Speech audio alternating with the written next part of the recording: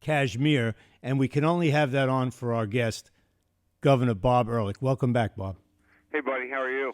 Boy, she is fabulous. Did you ever see her in person? I have not. I went to the Weinberg Theater of the Arts in Frederick, and they had about 350 people showed up.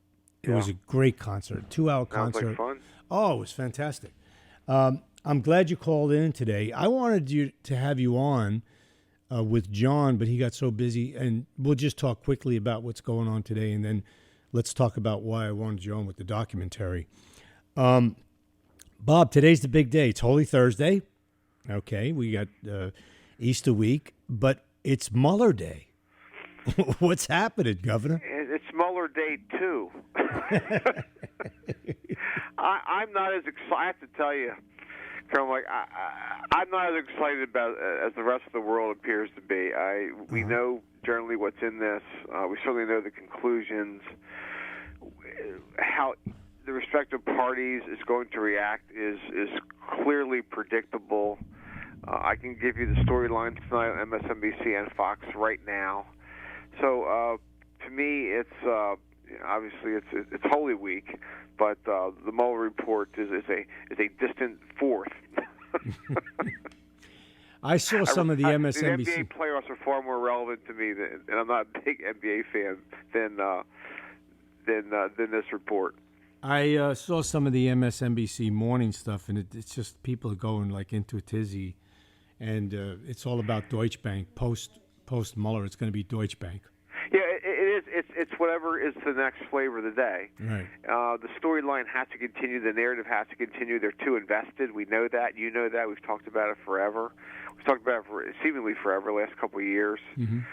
It's a big nothing burger. But with regard to their narrative, their storyline, their politics, their aims for 2020, it has to be kept alive.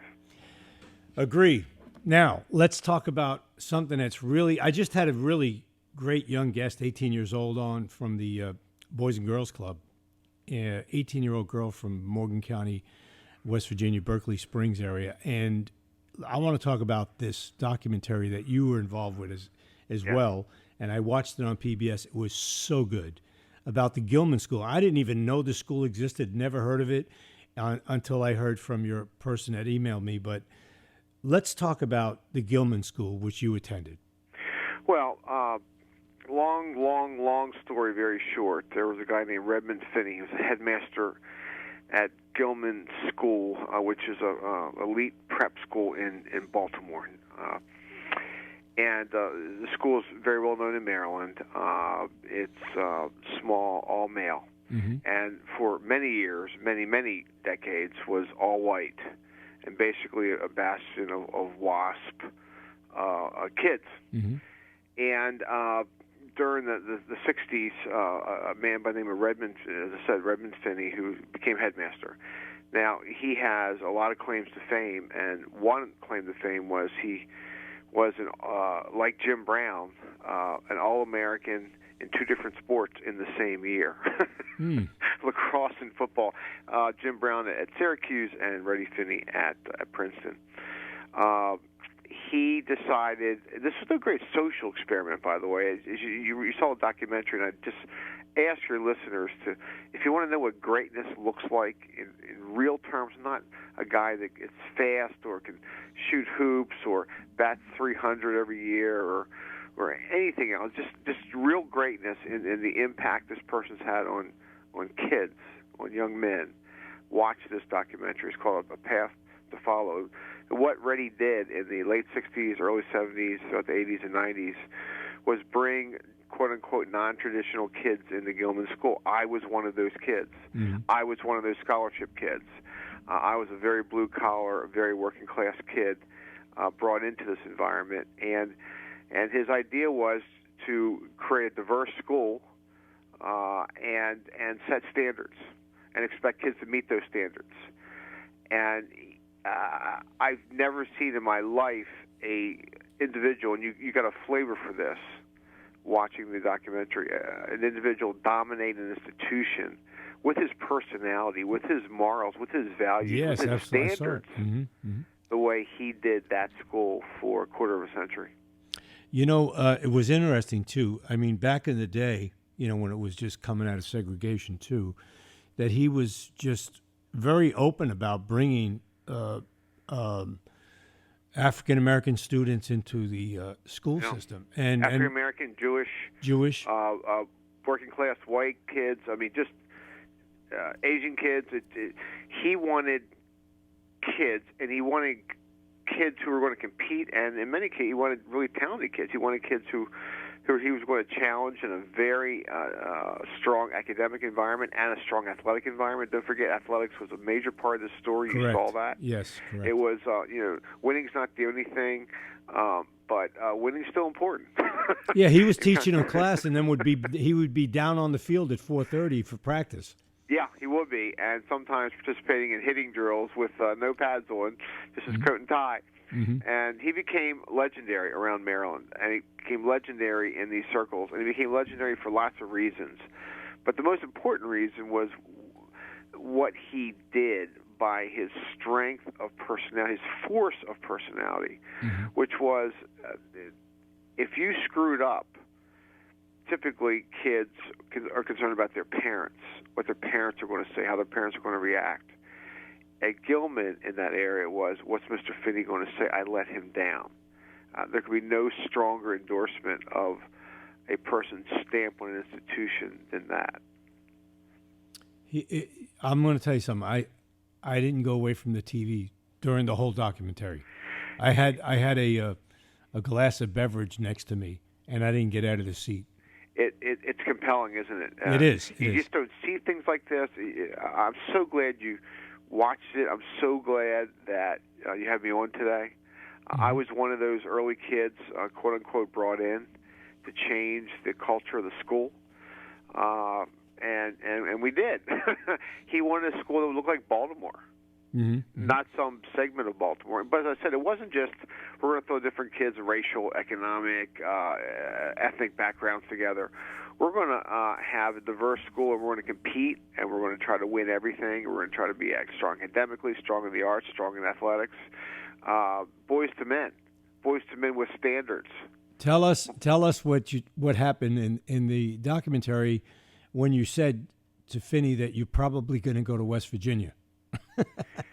Well, he called me into his office one day, and he said, well, what's the deal with schools? And there was a time I was an all-state football player and it attracted some interest in what we call mostly 1AA schools these days, so the Ivies and the Lehighs and Lafayettes of the world, and also a scholarship offer I thought was forthcoming from University of West Virginia. I was very excited about that. Obviously a big-time school, and I told Mr. Finney that, and he turned to me and said, you're going to Princeton. And you wound up going to Princeton. Yes, well, Mr. Finney told me I was going to Princeton. And for us, what he said carried so much weight. Of course, he knew. He knew what schools like Gilman and Princeton do as far as stamping a kid, as putting you in that sort of environment. And he wanted kids of all colors, all ethnicities, all incomes, most specifically, all incomes, to have that opportunity. He paid for a lot of these tuitions out of his own pocket. Wow, it's amazing. amazing. He's a wealthy man. I was one of those kids. Really? What was the tuition back then, Governor? That was not in the documentary. And in any event, I've been a governor, congressman. I'm in my 60s now, 61 years old. I have my own family. I've been pretty successful in life. I still call him Mr. Finney. We all do. We all do. Governor, what was the tuition back then when you went to school? I'm sure it was $3,000 to $5,000 a year, which for my parents at the time was a lot of money. Was all the money in the world. There's no way we could have hacked that. Well, no 3,000. What year are you looking at? What year? 72, 3, 4, 5. Wow, that was like I want to say that was like 72. That was like a Buick Regal, almost a Cadillac. Sold cars, as you know. Yeah. And commissioned only car salesman. Mom was a part-time secretary or full-time secretary after a while, but.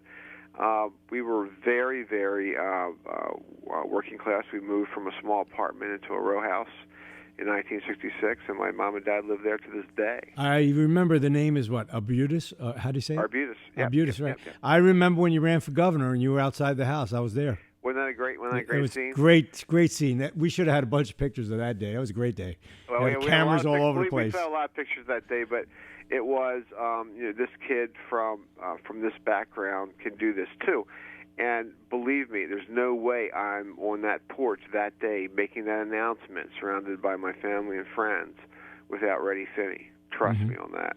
Yeah, and you know what? We need more Reddy Finneys today. We have people who have the money, who are prosperous, and they're doing well in every background. But you don't, in my day back in New York, Bob, we had Gil Hodges. Remember Gil Hodges? Oh, yeah. Gil Hodges was the guy who built the Sandlot. Gil Hodges was the guy who had the Little League. Joe Pepitone, Joe Namath. God, to take back the Yankees and Mets now to my childhood. Yeah, and these guys put the effort. You're right. My wife and I often talked. If we were really wealthy, we would start a school. Mm-hmm. We would start a school, and we would teach kids Western civilization and capitalism and values, and so much that kids are not getting these days. You're so right, and we need more. We need more Finneys, and there's, what it is. It's just we were brought up in a different time. These were post-war people, post-World War II people, and the great.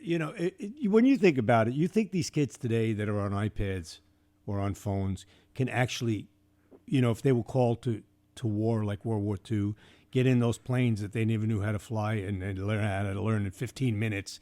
George H.W. Bush, 18 years old, flying a fighter plane. Well, we still have kids. We're still producing kids to do that these days. The problem is not as many, and right. Your point is well taken. Culturally, would we have the ability to rally a very polarized country against the Nazis, for example, or some real terror? Be very hard to do. Yeah, very hard to do. And look, I'm less concerned about the iPads and the cell phones, this technology, and that happens, than I am about what these kids are being taught. Mm-hmm. Or what they're not being taught. What they're not being taught, right. Correct. And, they have all this trick wording on radio and TV about, we need to help them out. There's $1 trillion in debt. Well, when you have these tenured professors that don't even have to show up in class making, six figures, right? And they're not even doing, they're not even teaching them basic citizenship skills, correct? And they have far different agendas, as we know. Absolutely. The progressives land on campus, and not just as professors, but as administrators. Mm-hmm, mm-hmm. And nobody talks about that. Going back to your last question, I've made the point publicly, if we had France was invaded today, or Pearl Harbor, would so many children be looking for their safe zone today? Yeah, roll up in a ball. They roll up in a ball. Mm-hmm. And, of course, a lot of these kids are learning this stuff, and that is acceptable behavior on campuses. So it's not just the professors, though. It's the administrators, and nobody talks about that. These are the non-elected officials. It's just like in government, right, Bob?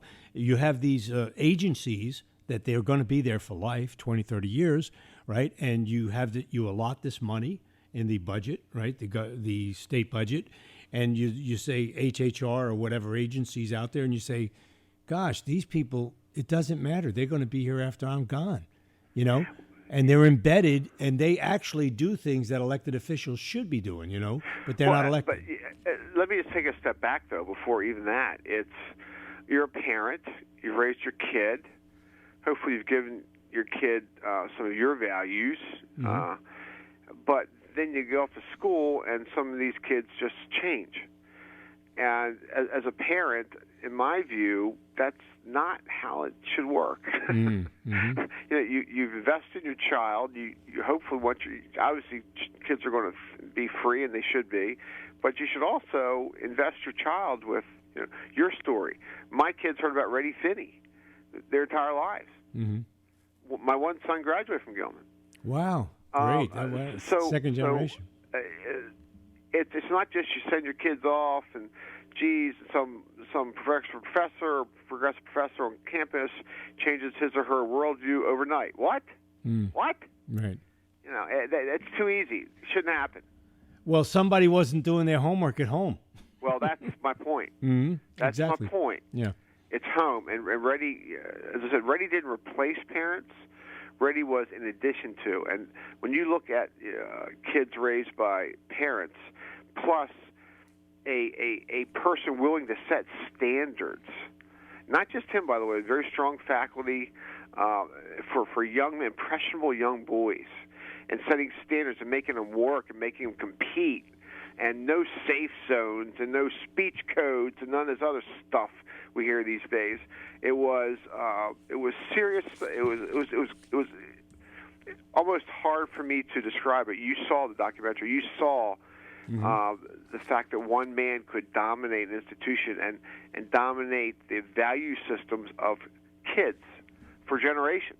Can you imagine today if Reddy was alive when they give out alive. He's alive. Oh, he is? I didn't know. Oh, gosh. God forgive me. Yes. But can you imagine him watching these kids get the award for winning and losing? Well, I know him very well. Obviously, we still stay in contact. And I think one line in the documentary that tell us the name of the documentary again. We didn't put it up. Come on, tell us the name. It's A Path to Follow. Path to Follow, and it's on MPT. Yep. You could get it on PBS. You could look it up on Google. It's really great. And if it's available for $2 or whatever, how much you got to pay, buy it, watch it, let your kids watch it. It's fantastic. You got it, my friend. I really thank you for the time today. I said earlier, and I'll just repeat it. If you want to know what greatness looks like, not someone who's just God-given talent in a sport or an art or whatever is outstanding. Just greatness, everyday greatness. Do all you students, former students, I've seen all you guys that were in the documentary speaking, do you guys get to visit him once in a while? We talk, yes. Visit, yes, very much. He remains a very important part of our lives, no doubt about it. That's fantastic. Governor Bob Ehrlich, thank you for being on the show again. Talk to you again soon. Take care, pal. Bye-bye. All righty, thank you.